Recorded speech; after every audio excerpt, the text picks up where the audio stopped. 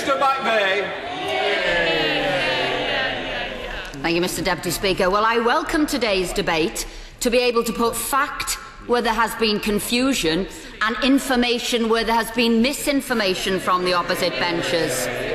To explain the context of the welfare reforms, the vision and the collaborative work that has been done with disabled people and their organisation, and to reply to the points one by one that I've heard today, as well as to explain why the cumulative impact is not possible, nor is it the correct approach.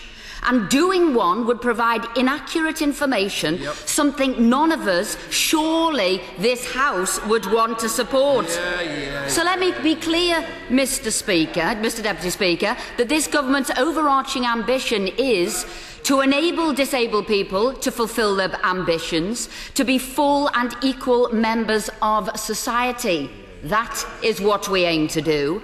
And despite what we've heard today, I'm pleased to be able to inform the House that under this government, disabled people are already seeing improvement outcomes and reduced inequalities with non-disabled people. Data published last week shows that since 2009-10, disabled people have seen improved achievements at degree and GCSE levels, improved employment rates, and a reduced proportion of the disabled people in relative income poverty. Inequality has also reduced in a number of areas. The gap in outcomes with non-disabled people has narrowed for GCSE achievements, employment rates, income poverty for families with someone who is disabled, and for reported choice and control over their lives, something I thought the House would have welcomed.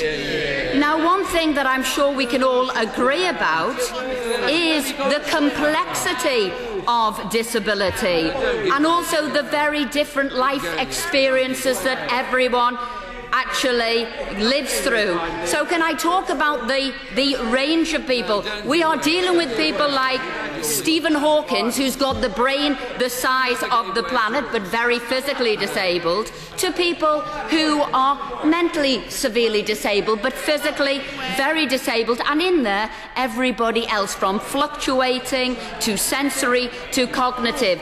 And each one of those we have to support. We have to find individual, tailor-made support for each of those people and provide it in a holistic approach. And that is what we're doing. We're bringing together social care and health, education and health, and all the benefits.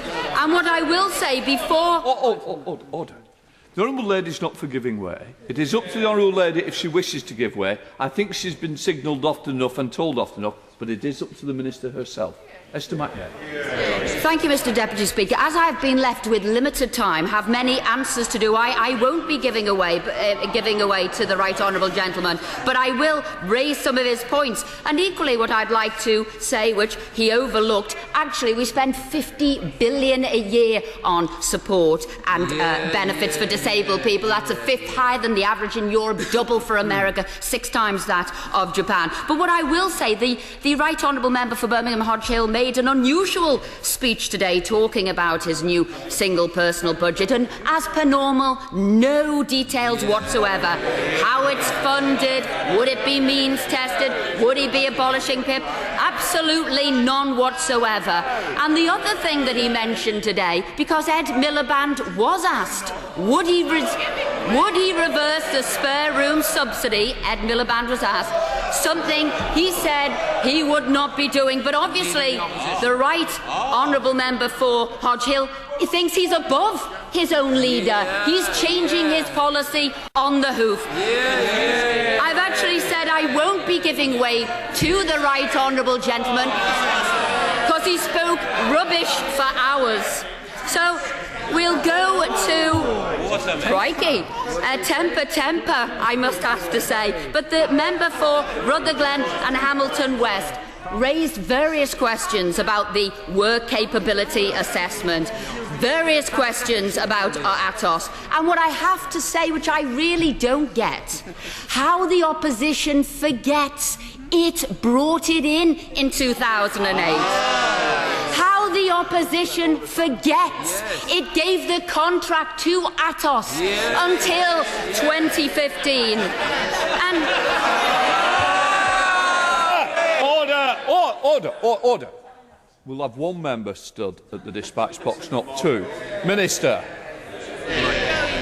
I'm afraid when I've got 2 hours nearly of questions to ask, I will pursue with what we are doing. And when the Honourable Member for Stoke-on-Trent talked about his Remploy figures in Stoke, and what I can tell you, 110 people left the factory, 82 engaged with the extra support we were giving, 30 of those are now in work and 36 are on work choice. The member also for Coatbridge, Criston and Bells Hill was talking about the housing, talking about the spare room subsidy, and it is really quite incredible that people aren't looking at the complexities, looking at how social housing wasn't built, it collapsed under the previous government, and actually we're now building looking at how the stock is used properly. And then one thing nobody ever talked about, within those people on the waiting list, the 1.8 million, there are children there who are disabled. There are people on those lists who are disabled, and we are looking after those people too. The Honourable Member for Spelthorne talked about he was... You perhaps provide me with some guidance. So obviously the Minister is choosing not to give way to the front bench, but is it appropriate and courteous for her to refuse to give way when she's referring to a point that I've made in debate? A point of order, and it is in the hands of the Minister whether she wishes to give way or not. Minister McVey. It appears, Mr Deputy Speaker, that not only has my time been squeezed, when I'm giving facts, the reality of the situation, I have very little time to do that. And equally, when the Honourable Member for Oldham and Royton talked about a cumulative impact, he was talking about destination unknown. Did he know, and maybe he did not, that their report was based on just 6 households and that it ran to over 100 pages? It is for that reason, with various people who brought up cumulative impact assessments, that they are not based on the complexities of the issue. They do not realise that these benefits haven't rolled out until 2017. We cannot stop part way, and the fact that actually it is a dynamic benefit, so none of it is possible. But what I will say that we are doing, which the other side of the House does not seem to maybe understand, is when you can't do a cumulative impact that way, you have to look at what is the vision, what is it we're trying to create, and how are we going to get this right. And there are key things that you do with that. It means we have slowed down the process hugely to ensure that we monitor it, we look at the progression, we look at the rollout, and should anything along the way not be to what our overall vision is, then we would stop and alter, and we have done that throughout. So that is what you do when you can't do a cumulative impact. I don't give out misinformation, we get it right. And of course we've got independent reviews in 2014 to ensure this is right. And many of the changes, particularly those to PIP to DLA, we're not looking at those on indefinite awards until October 2015, after all of this analysis. So I'm amazed that they sort of ruggedly pursue something knowing that they can't do it, because yes, as the Right Honourable Lady said, the opposition benches never did it because there was a reason. So we found a way around that, and that is to analyse it as we go on very, very small rollouts to get it right. Now, I did smile that the Citizens' Advice Bureau was frequently quoted today. Is this the Citizens' Advice now that has hired Polly Billington, Labour advisor, in November 2012? She will also be head of the campaign and comms, and is a former senior advisor to Ed Miliband. Is that why we have to have those as definitive quotes all the time?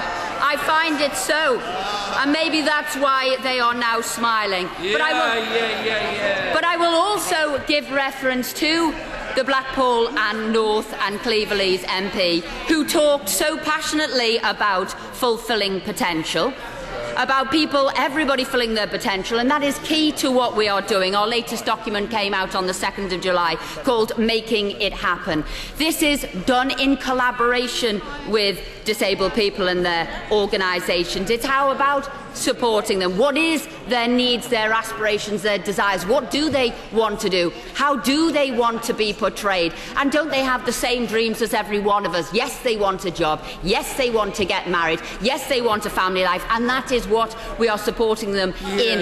And that is what universal credit is all about. It is about helping people get into work for as little or as much as they can do or can't do. It is about the extra support there. It is about tailored allowances. And it is also about a tapered relief, something the oppositions never did. They had it very statist. You must do 16 hours, and then sometimes there was a 98% tax rate that you would have. We're not doing that. So it is taking a long time to get this right. But it is the right thing to do, and I am very proud indeed of what we are doing. And you'll find disabled people. Order. The question is that the question be now put. As many as other opinions say aye.